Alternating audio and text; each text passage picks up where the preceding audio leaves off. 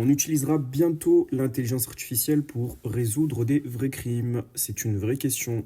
Alors, est-ce que l'intelligence artificielle sera maintenant le nouvel outil pour faire des investigations? C'est le vrai sujet de cette vidéo. Alors, il faut savoir que c'est en train d'être mis en place, qu'il y aura une police prédictive, donc c'est-à-dire essayer de résoudre des crimes avant même que ces crimes ne se passent.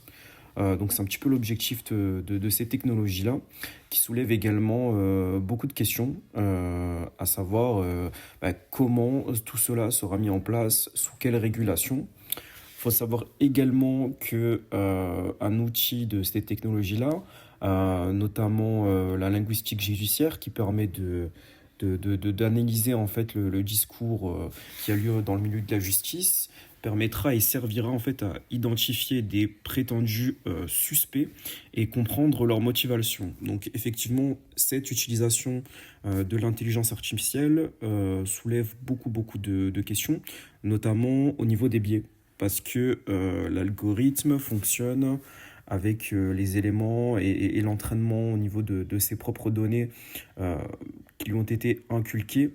Et ça soulève par exemple la question dans le domaine judiciaire, et de l'analyse du discours judiciaire.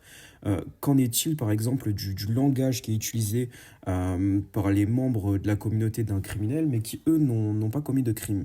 Est-ce qu'ils auront plus de chances d'être ciblés ou pas? Et les criminels qui se sont repentis, qui ont changé leur mode de vie, qu'en est-il? Est-ce qu'ils seront toujours profilés? Est-ce qu'ils seront toujours ciblés? Et de même que les communautés marginalisées. Ça risque d'accentuer encore plus la surveillance, les stéréotypes liés à ces communautés-là, notamment au niveau de la représentation. Du coup, une technologie à surveiller, à comprendre le plus rapidement possible, qui soulève également la question de la réflexion critique. Est-ce qu'on sera totalement dans un système dépendant de ces algorithmes-là?